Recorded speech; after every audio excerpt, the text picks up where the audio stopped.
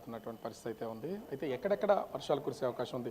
ప్రస్తుతం మనతో పాటు విశాఖ వాతావరణ కేంద్ర అధికారి కేవీ శ్రీనివాస్ గారు ఉన్నారు. సార్, అంటే ఆంధ్రప్రదేశ్ మీద ఈ ప్రభావం ఎంతవరకు ఉంటుంది? ఏ జిల్లాలకి ఎక్కువ వర్షపాతం నమోదే అవకాశం ఉంది?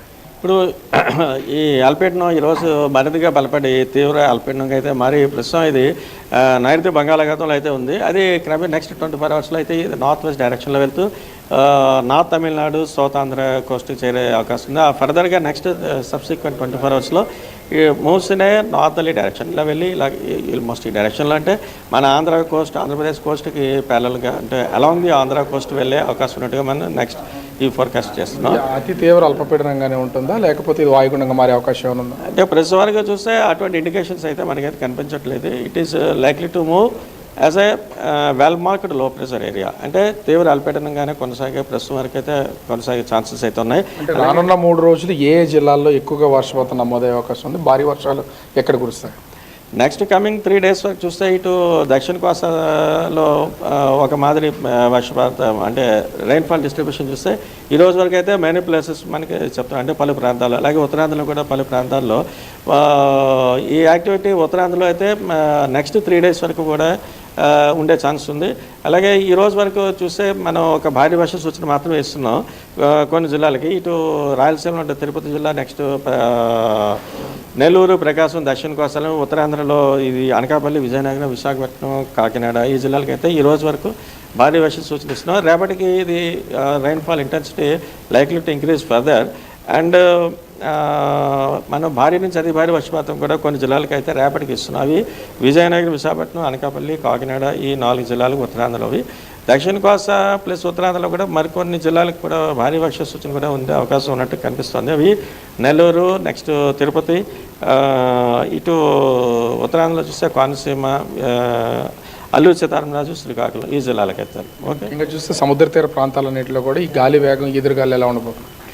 ఈ గాలుల తీవ్రత క్రమేపీ పెరుగుతుంది. ఆల్రెడీ ఇప్పుడు స్క్వాల్ ఈవెంట్స్ మన దక్షిణ కోస్తాలు అయితే చూస్తున్నాయి. గంటకి 35 నుంచి 45 కిలోమీటర్స్ వరకు విస్తరించున్నాయి. అలాగే దీని యొక్క ఈ గాలి తీవ్రత ఉత్తరాంధ్రకు కూడా రేపటికి కమెన్స్ అయ్యే ఛాన్స్ ఉంది. అంచేత ఇటు దక్షిణ కోస్తా ఉత్తరాంధ్రలో ఉన్నటువంటి మత్స్యకాలని మనం వేటకి వెళ్ళొద్దని చెప్తున్నాం నెక్స్ట్ 2 to 3 days వరకు. ఇక్కడ చూస్తే టైం ఇంచుమించుగా 1 గంట దాటుతుంది. ఈ టైంలో కూడా అంటే ఒక పక్క నుంచి ఈ ఉపరితల ఆవర్తనం అయితే ఉన్నటువంటి పొజిషన్ ఉంది. కానీ ఏజెన్సీ జిల్లాలకు వచ్చేసరికి పూర్తిగా ఇంకా మంచు కురుస్తుంది, రోడ్డు కూడా కనిపించట్లేదు. వాతావరణంలో ఏంటి అసలు ఈ మార్పులు? దీనికి ఏమైనా ఉందో అసలు? అంటే ఈ సీజన్లో జనరల్గా మాయిశ్చర్ అవైలబిలిటీ చాలా ఎక్కువగా ఉంటుంది. దట్ ఈ హిల్ రీజన్స్లో చూసుకుంటే అయితే మనకి అవి మనవి హై ఆల్టిట్యూడ్స్ ఇవన్నీ మనకి దగ్గరలో అంటే I mean Alluri Sitaramaraju district కానీ ఇవన్నీ కూడా హై ఆల్టిట్యూడ్స్ ఇవన్నీ. అంచేత అక్కడ ఆ హైట్లో ఈ లో క్లౌడ్స్ ఇప్పుడు ఇన్ ది ప్రజెంట్స్ ఇప్పుడు మనకైతే ఇప్పుడు మనకి దగ్గరలోనే సిస్టమ్ ఉంది. ఆ సిస్టమ్ ద్వారా వచ్చే లో లెవెల్ క్లౌడ్స్ ఇక్కడైతే మనకి ఒక 500 meters వరకు ఎత్తులో కనిపిస్తుంటాయి. అవే అక్కడికి వెళ్ళేసరికి ఆ హైట్కి అవి మ్యాచ్ అవుతుంటాయి. అంచేత మనకి ఆల్మోస్ట్ మనం మేఘాల్లో ఉన్నట్టుగానే అనిపిస్తుంటుంది అనమాట అక్కడ ఈ అల్లూరు సీతారామరాజు డిస్ట్రిక్ట్లో ఉన్నటువంటి హిల్లీ టెరెన్స్ మీద. అంచేత ఈ టైం అయినప్పటికీ కూడా అక్కడ సాచురేషన్ కండిషన్స్ అంటే